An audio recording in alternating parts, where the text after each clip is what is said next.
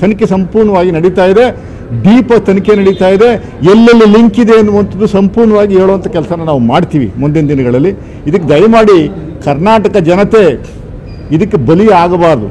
ಸಂಪೂರ್ಣವಾಗಿ ಇಡೀ ರಾಜ್ಯವನ್ನು ಕರಾವಳಿ ಪ್ರದೇಶವಾಗಿ ಕನ್ವರ್ಟ್ ಮಾಡುವಂಥದ್ದಕ್ಕೆ ಒಂದು ಮಾಡ್ತಾರೆ, ಪ್ರಯೋಗಶಾಲೆಯಾಗಿ ಮಾಡ್ತಾ ಇದ್ದಾರೆ. ಅದು ಮಂಡ್ಯದಲ್ಲಿ ಬಹುತೇಕ ಶ್ರೀರಂಗಪಟ್ಟಣದಲ್ಲಿ ಇದೆ. ಲಾಸ್ಟ್ ಇಯರ್ ಮಾಡಿದ್ರು.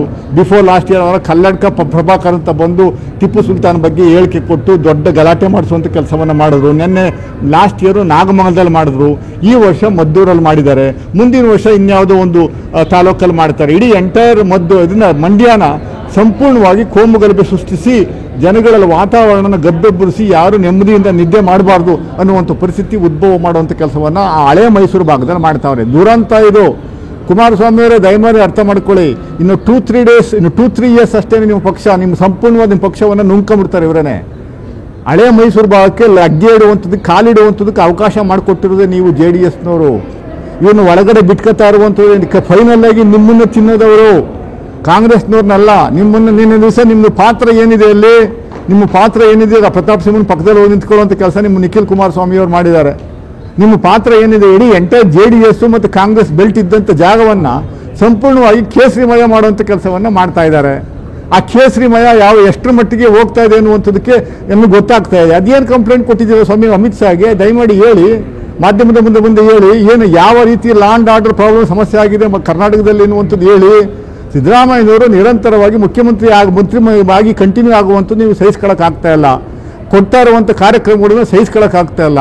ಯಾವತ್ತಾದರೂ ಕರ್ನಾಟಕದಲ್ಲಿ BJPಯವರು ಮತ್ತು BJP ಸಂಸದರು ಡೆವಲಪ್ಮೆಂಟ್ ಬಗ್ಗೆ ಯಾವತ್ತಾದರೂ ಒಂದು ಸ್ಟ್ರೈಕ್ ಮಾಡಿರುವಂಥದ್ದು ಯಾವುದೋ ಉದಾಹರಣೆ ಇದೆ ದಯಮಾಡಿ ತೋರಿಸಿ ಸರ್. ಯಾವುದೋ ಒಂದು ಉದಾಹರಣೆ.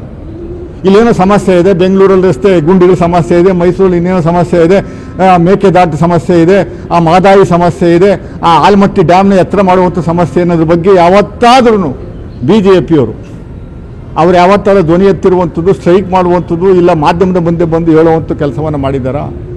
ಮುಸ್ಲಿಮ್ ಅಂದ್ರೆ ಸಾಕು, ಕೆಲವ್ರಿಗೆ ದೆವ್ವ ಬಂದಂಗೆ ಆಗುತ್ತೆ. ಪಾಪ ಅಮ್ಮ ಶೋಭಾ ಕರಂದ್ಲಾಜೆ ಎಲ್ಲಿರ್ತಾಳೋ ಅಮ್ಮ ಗೊತ್ತಾಗಲ್ಲ. ಪಾಪ ಈ ಕೋಮು ಗಲಭೆ ವಿಚಾರ ಬಂದರೂ ಸಾಕು, ಯಾವುದಾನ ಎಣ ಬಂದರೂ ಸಾಕು, ಠಕ್ ಅಂತ ಬಂದ್ಬಿಟ್ಟು ಪ್ರೆಸ್ ಮೀಟು ಏನು ಬೈಯೋದು. ಈ ಪ್ರತಾಪ್ ಸಿಂಹ ಅನ್ನುವಂಥ ಒಬ್ಬ ಹೋಪ್ಲೆಸ್ ಫೆಲೋ ಬರೀ ತಡೆಯಾಜ್ಞೆ ತರುವಂಥದ್ದು. ಇತರರ ವಿಚಾರವಾಗಿ ಸುಮಾರು ಒಂದು 20 ತಡೆಯಾಜ್ಞೆ ತಂದಿರ್ಬೋದು.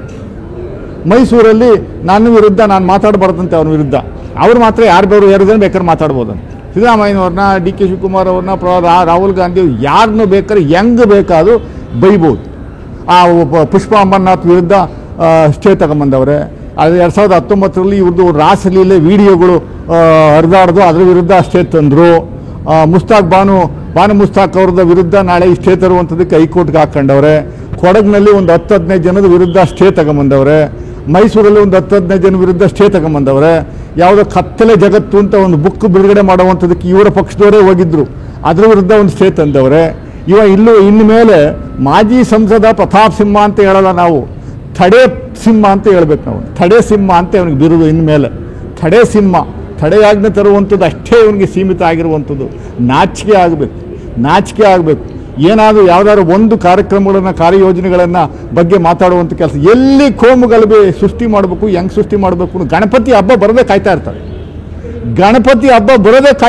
ನೋಡಿ, ಇಡೀ ರಾಜ್ಯದಲ್ಲಿ ಬೆಂಕಿ ಹಚ್ಚುವಂಥದ್ದಕ್ಕೆ ಕಾಯ್ತಾ ಇರ್ತಾರೆ.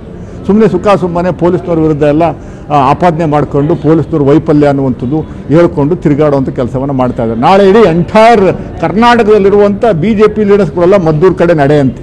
ಮದ್ದೂರಿಗೆ ಹೋಗಿ ಅದೇನು ಕಿಸಿ ಥರ ಗೊತ್ತಾಗ್ತಾ ಇಲ್ಲ ನಮಗೆ. ಮದ್ದೂರಿಗೆ ಹೋಗಿ ಏನು ಮಾಡ್ತಾರೆ ಅನ್ನುವಂಥದ್ದು, ಏನಾಗಿದೆ ಮದ್ದೂರು ಅನ್ನುವಂಥದ್ದು ಗೊತ್ತಾಗ್ತಾ ಇಲ್ಲ.